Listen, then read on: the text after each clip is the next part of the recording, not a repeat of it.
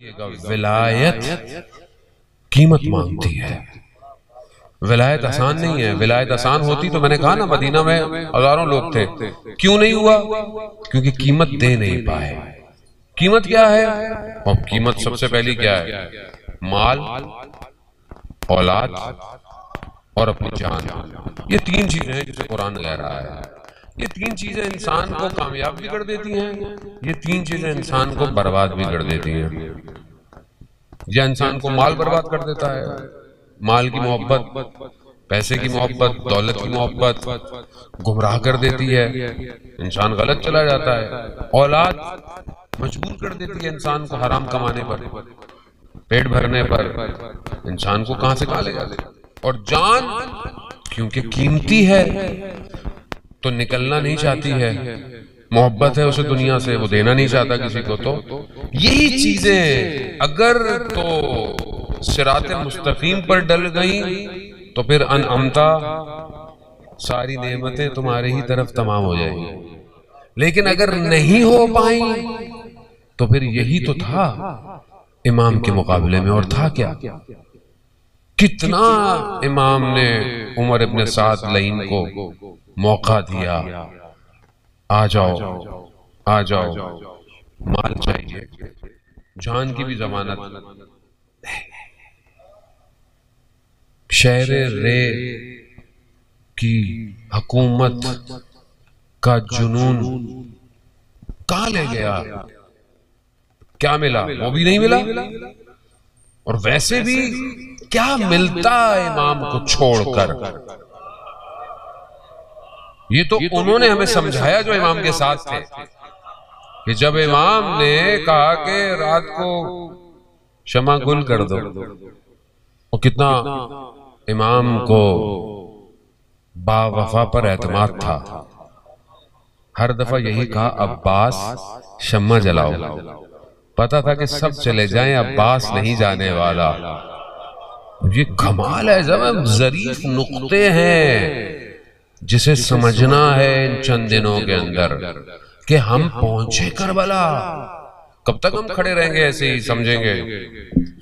اس وادی کی جائیں کہ جو وادی عشق کی وادی ہے، جو بلا رہی ہے، آؤ آؤ آؤ، قدموں کو بڑھاتے ہوئے اس بہشت کی طرف آؤ کہ جس بہشت میں جب پہنچیں گے تو دروازے سے بہشت میں ملائکہ بولیں گے چلو تمہارے لیے جنت ہے، آؤ آؤ. بہشت کے بھی مقامات ہیں نا، مقامات کی طرف کھینچیں گے، نہیں جائیں گے، کھینچے چلے جائیں گے. کہا کیوں؟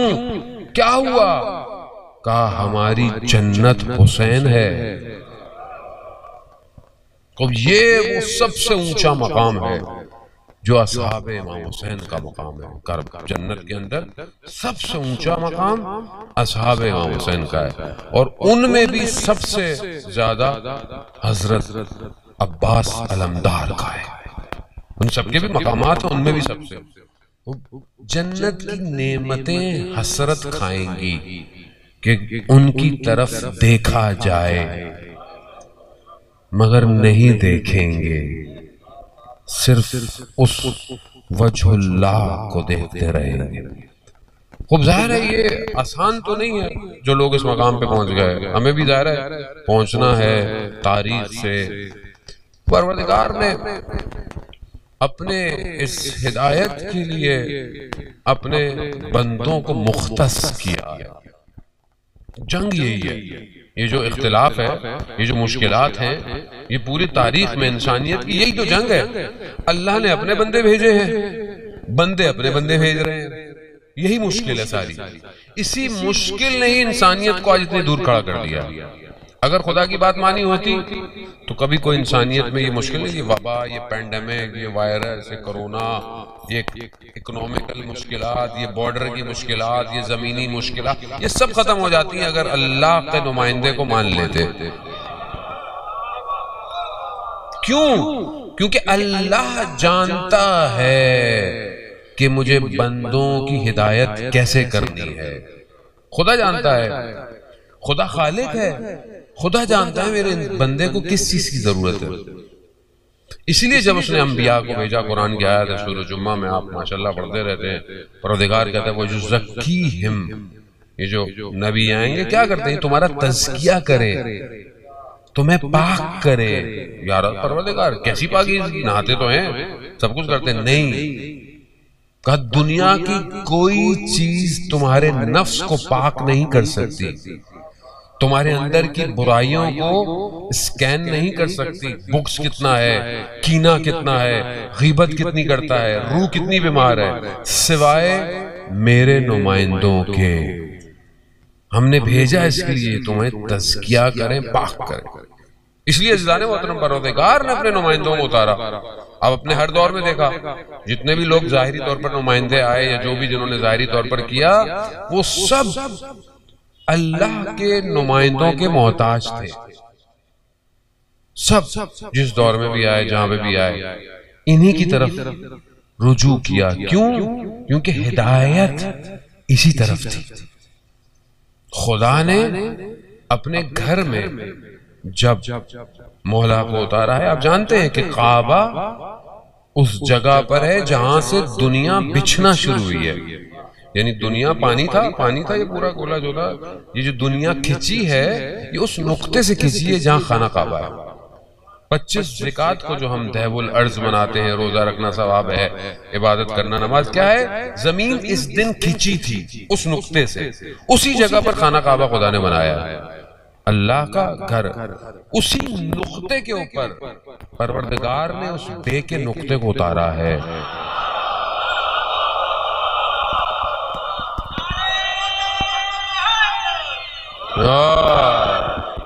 اب سمجھ میں آیا کہ کیوں سب کچھ بے کے نقطے میں ہے؟ اب اصل میں لوگ بھی تھوڑے سے بریکر کے ساتھ ہیں نا، تھوڑی دیر میں سمجھ میں آتا ہے۔ بے کے نقطے میں ہی سب کچھ ہے، اور مولا نے کیا کیا؟ میں ہی تو وہ نقطہ ہوں۔ اور اس نقطے پہ جہاں سے دنیا بن رہی ہے، آغاز دنیا ہے، اسی پر اس نقطے کو اتارا۔ اب آپ کچھ بھی کرتے رہے، وہ بھی آئے، یہ بھی آئے، یہ بھی آئے، وہ کوئی نہیں آ سکتا۔ نقطے میں نقطہ ہی آ سکتا ہے۔ آغاز نقطہ ہے، چاہے دائرہ بناؤ، چاہے لائن بناؤ،